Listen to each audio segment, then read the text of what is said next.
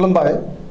बेयो बड'लेण्ड इंखं टेलिभिजन दिनै 20 मार्च 2022 रबिबार खालि सानसेनि बरादखौ नोंथांमोननि खाथियाव लाबोदों आं सदानन्द दैमारिया।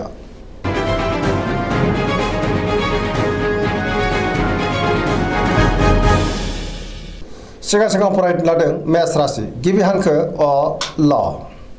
दिनैनि साना जोबोर मोजां बयनिफ्रायबो मोजां खौरां फैनो हागौ जेरावबो देरहासार जागोन गुबुनजों मोजां सोमोन्दो लाखिनो रोंगोन गोजोन आरो गाहाम थासारिखौ दिनै मोननो हागोन मावनो लानाय खामानिखौ थि समावनो आरो गोरलैयैनो मावफुंनोबो हागोन गोसोआ दिनै जोबोर खुसि जागोन आरो जोबोर गोजोननायबो मोनगोन देहाया मोजाङैनो थागोन रांखावरियाव जोबोर मोजां गोबां धोन आरजिनोबो हागोन बेफार फालांगियावबो जोबोर मोजां मुलाम्फा मोनगोन सोरबा लोगोनिफ्राय मोजां खौरां मोननोबो हागौ न'खराव दिनै बिसि फिसायनि गेजेराव अननानै फैगोन बिमा बिफानि बोर मोनगोन गुबुनजों मोजां सोमोन्दो लाखिनो रोंगोन बहाबा थांनांगौब्ला दिनै जोबोर मोजां आरो मोजाङैनो हान्थिनोबो हागोन गोथों आरो गोग्गो साननो रोंगोन गोसोनि बोलोआ बांगोन समाजावबो गोबां मान मोनगोन लाइमोनफोरा दिनै जोबोर मोजां खौरां मोनगोन गोसोआ जोबोर रमान्टिक जागोन आरो गावबा गावनि गोसोनि साननायखौ फोरमायलायनोबो हागोन।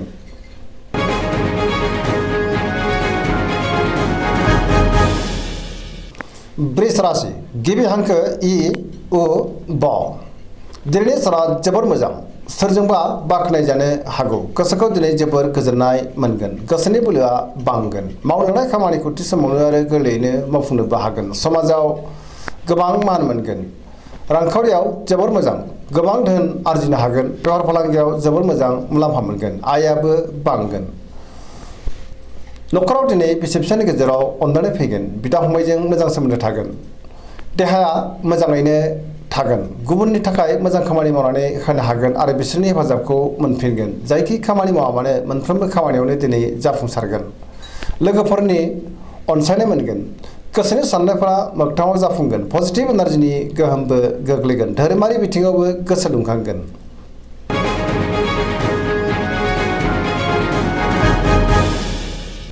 मिथुन राशि गिबि हांखो क स। दिनैनि साना जोबोर मोजां गोबां बिथिङाव जाफुंसार जानो हागोन गुबुननि अनसायनाय मोनगोन गोसोखौ दिनै जोबोर गोजोननाय मोनगोन गोसोआ जोबोर खुसि जागोन देहायाबो मोजाङै थागोन रांखावरियाव जोबोर मोजां गोबां धोन आरजिनोबो हागोन बेफार फालांगियाव जोबोर मोजां मुलाम्फा मोनगोन न'खरावबो दिनै अनलायनाय फैगोन समाजाव गोबां मान मोननो हागोन गोसोनि बोलोआ बांगोन मावनो लानाय खामानिखौ थि समावनो आरो गोरलैयैनो मावफुंनोबो हागोन गोसोनि साननायफ्रा मोगथाङाव जाफुंगोन गुबुनजों मोजां सोमोन्दो लाखिनो रोंगोन लाइमोनफोरनि गोसोआ दिनै जोबोर रमान्टिक जागोन आरो गावबा गावनि गोसोनि साननायफोरखौबो फोरमायलायनो हागोन पजिटिभ एनार्जिनि गोहोमबो गोग्लैगोन।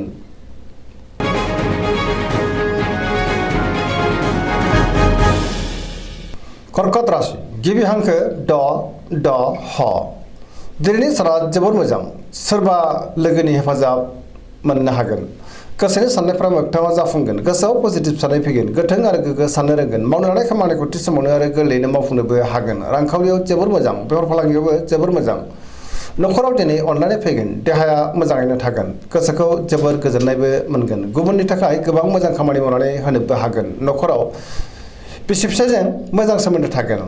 समाजाव मान मोनगोन फरायसाफ्रा फरायनायाव गोसो दुंखांगोन आरो मोजां फिथाइ मोनगोन लाइमोनफोरनि गोसोआ दिनै जोबोर रमान्टिक जागोन आरो गावबा गावनि गोसोनि साननायफोरखौबो फोरमायलायनो हागोन।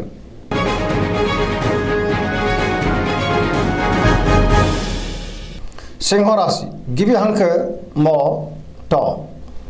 दिनैनि साना जोबोर मोजां जेरावबो गोजोनै थानो हागोन समाजाव मान मोनगोन बयजोंबो अनजागोन आरो अनसायजागोन गोथों आरो गोग्गो साननो रोंगोन गियाननि आंखाल जानाय नङा मावनो लानाय खामानिखौ थि समावनो आरो गोरलैयैनो मावफुंनोबो हागोन सोरबा लोगोनिफ्राय थोजासे हेफाजाब मोनगोन बहाबा दावबायहैनो खाबु मोननो हागौ रांखावरिया दिनै जोबोर मोजां नाथाय अब्लाबो खरसायाबो बांगोन मोननो गोनां धोनखौबो दिनै मोननो हागोन बेफार फालांगियाव जोबोर मोजां मुलाम्फा मोनगोन गोसोनि साननायखौ दिनै गुबुननो फोरमायनोबो हागोन न'खराव बिसि फिसायनि गेजेराव अननानै फैगोन बिदा फंबायजों मोजां सोमोन्दो थागोन गुबुननि गोसोखौ दिनै गोरलैयै बोनो हागोन देहायाबो मोजाङैनो थागोन।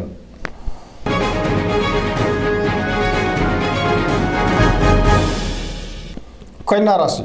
गिबि हांखो प ट। दिनैनि साना जोबोर मोजां गोसोनि बोलोआ बांगोन गोसोआव पजिटिभ साननाय फैगोन गोथों आरो गोग्गो साननो रोंगोन गियाननि आंखाल जानाय नङा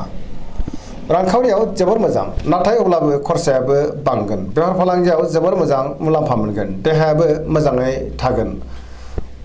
गोबां मुंदांखा सुबुंजों लोगो मोनज्लायनो हागौ गोबां खामानियाव मुखुबबो थागोन सोरजोंबा बाख्नाय जानोबो हागौ गोसोआ दिनै जोबोर रमान्टिक जागोन आरो गावबा गावनि गोसोनि साननायखौ फोरमायलायनोबो हागोन पजिटिभ एनार्जिनि गोहोमबो गोग्लैगोन गुबुननि थाखाय गोबां मोजां खामानि मावनानै होनोबो हागोन लाइमोनफोरा जोबोर रमान्टिक जागोन आरो गावबा गावनि गोसोनि साननायफोरखौबो फोरमायलायनोबो हागोन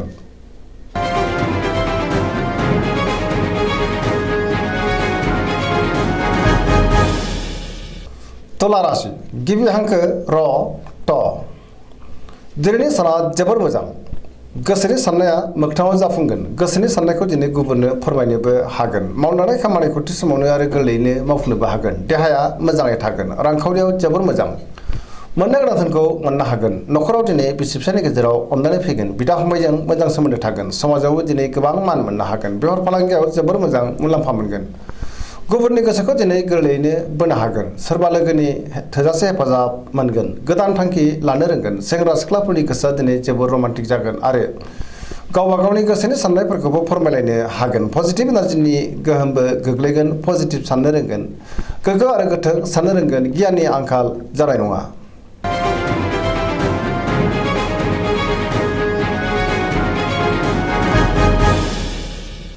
वृश्चिक राशि गिबि हांखो न स दिनैनि साना जोबोर मोजां गोसोखौ दिनै जोबोर गोजोननाय मोनगोन समाजाव लोगो लेवा बांगोन सोरबा गोजाम लोगोजों बहाबा लोगो मोननानै गोसोखौ बांसिन गोजोननाय मोनगोन गोसोआव गोग्गो आरो गोथों साननाय फैगोन गियाननि आंखाल जानाय नङा मावनानै खामानिखौ थि समावनो आरो गोरलैयैनो मावफुंनोबो हागोन समाजाव मान मोनगोन गुबुननिफ्राय थोजासे हेफाजाब मोनगोन गोसोनि साननाया मोगथाङाव जाफुंगोन गोसोनि बोलोआ बांगोन नखराव दिनै बिसि फिसायनि गेजेराव अनलायनाय फैगोन बिदा फंबायजों मोजां सोमोन्दो थागोन रांखावरियाव जोबोर मोजां नाथाय अब्लाबो खरसायाबो बांगोन बेफार फालांगियावबो मोजां मुलाम्फा मोनगोन देहायाबो मोजाङैनो थागोन गुबुननि हेफाजाब मोननानै गोसोखौ दिनै जोबोर गोजोननाय मोनगोन लाइमोनफोरा जोबोर रमान्टिक जागोन आरो गोसोनि साननायखौ फोरमायलायनोबो हागोन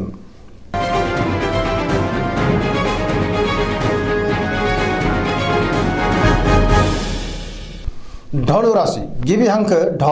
फ भ दिनैनि साना जोबोर मोजां गोसोआव गोग्गो आरो गोथों साननाय फैगोन मावनानै खामानिखौ थि समावनो आरो गोरलैयैनो मावफुंनोबो हागोन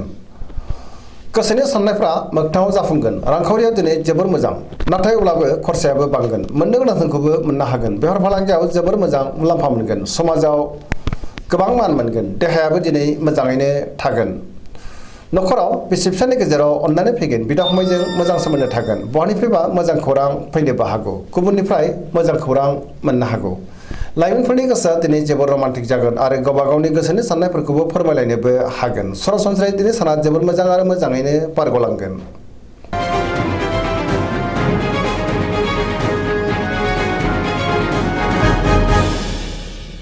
मकर राशि गिबि हांखो ख ज दिनैनि साना मोजां आरो गाज्रिनि गेजेरजों बाबेनलांगोन गोसोनि बोलोआ लोरबां जानो हागौ गोसोनि साननायफ्रा देबोर नांनोबो हागौ सिगांनि बबेबा आद्रा खामानिखौ दिनै मावफुंनो लानायाव गोबां रोखोमनि हेंथा फैनोबो हागौ रांखावरियाव मोजां नाथाय अब्लाबो खरसायाबो बांगोन बेफार फालांगियाव जोबोर मोजां गुबुनजों मोजां सोमोन्दो लाखिनो रोंगोन मावनानै खामानिखौ मावफुंनोबो नाथाय गोब्राब जागोन गोदान खामानियावबो आखाइ होजेननो हानाय नङा माबा नङा माबा मोनसे हेंथा फैनो हागौ नखराव दिनै अननानै फैगोन बिदा फंबायनिफ्राय हेफाजाबखौ मोननो हागोन देहाया दिनै बारा मोजां थानाय नङा जानाय लोंनायाव सांग्रां जानांगोन लाइमोनफोरा जोबोर आला खाला जागोन फरायसाफ्रा फरायनायाव गोसो दुंखांगोन आरो मोजां फिथाइ मोनगोन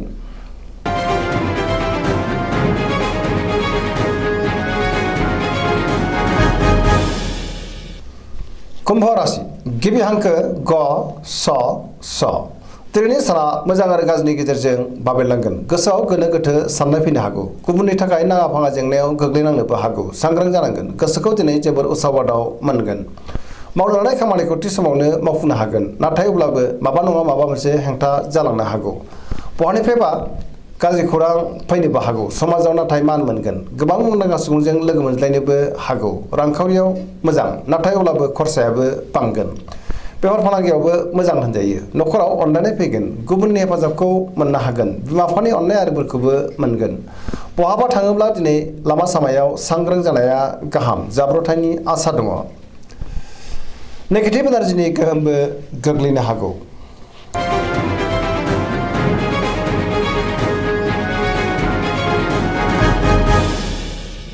मीन राशि गिबि हांखो ड स। दिनैनि साना जोबोर मोजां, गोसोखौ जोबोर गोजोननाय मोनगोन। गोसोआव गोथों आरो गोग्गो साननाय फैगोन, गोसोनि बोलोआ बांगोन। गोदान खामानिखौ दिनै मावफुंनो हागोन। गोसोआव गोग्गो आरो गोथों साननो फैगोन आरो मोनफ्रोमबो खामानिखौनो मावफुंलांनो हागोन। देहाया मोजाङैनो थागोन। जानाय लोंनायाव अब्लाबो नाथाय सांग्रां जानांगोन। रांखावरियाव जोबोर मोजां, आयाबो बांगोन। बेफार फालांगियावबो जोबोर मोजां। न'खराव दिनै अननानै फैगोन। गुबुननि थाखाय मोजां खामानि मावनानै होनोबो हागोन। सोरजोंबा बाख्नाय जानोबो हागौ।